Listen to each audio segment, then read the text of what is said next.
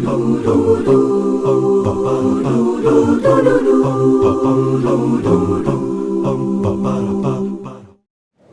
morning. As mentioned by Doc Nim, I'm Melyne and I'm a friend of Clarabelle. So, ako yung sinasabi niyang OC rin. So, my journey started 2005. I was diagnosed with cervical CA, stage 1B. And as mentioned by Doctora, when the doctor tell you that you have cancer, it means to you that, oh, that's the end of my world. So, I've gone through hysterectomy, but then it was a failed operation because my uterus is attached to my urinary bladder, so it's just an open and closed flap. Parang walang natanggal, so my cancer is still there. The second option was for chemotherapy. So I had chemo, 6 cycles. I also did linear accelerator for 28 days. And I did brachytherapy for brachytherapy. So Medical City was my home for a year. And then I also went to St. Luke's. And my first diagnosis was at Asian. So imagine, dami ko ng hospitals. And then at the end of 2005, my doctor, my gynae oncologist told me that the cancer cells are stubborn, so I need to do another cycle of high-dose chemotherapy. So my first was February, and that time, doon nakita ko na yung napapanood sa TV, that if you're having chemo, stomach mo sobrang painful, I cannot get up of the bed. Dati kasi yung first chemo ko, I would get in by Saturday, I went out on Sunday, and then get back to work on Tuesday. On my high-dose chemo, went in Saturday, get out Sunday, Thursday, I can still get out of bed. Talagang sobrang numb, wala kang nararamdaman. They give me steroids, they give me Arcoxia, that's the pain reliever na sobrang high dose. And on my second dose of high-dose chemo, I told my husband, I can't do this because if I go through the rest of the 6 cycles high-dose chemo, on my third chemo, I know that I will die. I can feel it in my bone, in my body, that I'm dying. So, Clarabelle, she told me that she has a friend who has colon cancer and she's going to wellness. That's year 2006. So, I went to Doctora. And there, I had a blood analysis.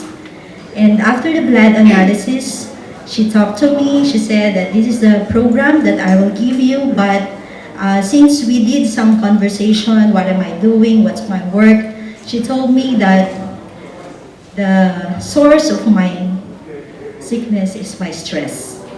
So if I want to heal, I have to take out the cause, which is the stress.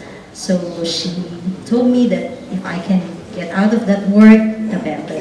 And I told her, if I resign from work, I will not have anything to pay for her medicine or supplements. So we compromised, and for 3 months, I did not go to work.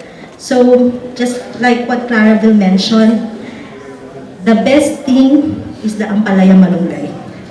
Grabe talaga. On my first day at the wellness center, because it's a 21-day wellness program that you have to go into wellness. I live in Laguna, so daily I travel from Laguna to Ortigas to have my wellness program. And the first time Nurse Apple gave me the ampalaya malunggay, I throw it up. There's a sink somewhere in the center, so I throw it up, and then she told me, oh, okay. And then she went out, and after a while, she came in again. You have to drink this again. Again? Yes, you have to drink until you swallow it. Otherwise, you will not get healed. So, that's the time ampalaya malunggay became my best friend. And until now, I'm still drinking my ampalaya malunggay juice. Yes. And the juicing and everything. So, in wellness, I did all the programs. the parasite, the kidney, the liver, the gallstone, and the cancer curing. And in same year, 2006, July, after my 21 days program with wellness, I got my test in Medical City, and they did not see any trace of my cancer cells.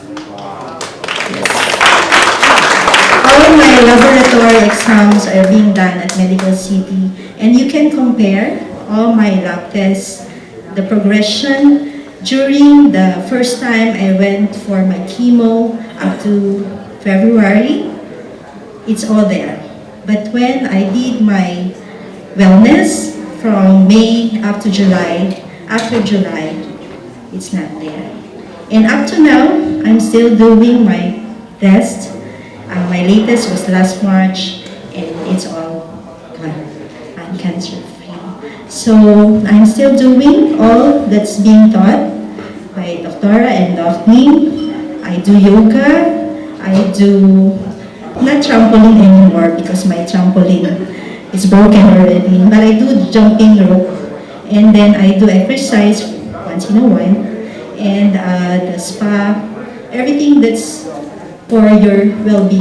And I keep my stress at a very low level, as what mentioned by Claraville.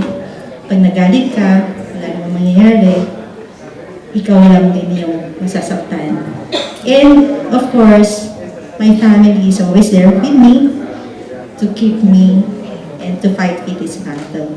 And one thing I've learned in wellness is that 85% of your healing process is yourself. It's your acceptance, it's your willingness, it's your trust and your faith that you will get healed. 15% are all the other factors, your doctors, your supporters, your family and your friends. So it's all within you. So for the last 13 years that I have been cancer-free, I know that I have survived, so we can survive cancer.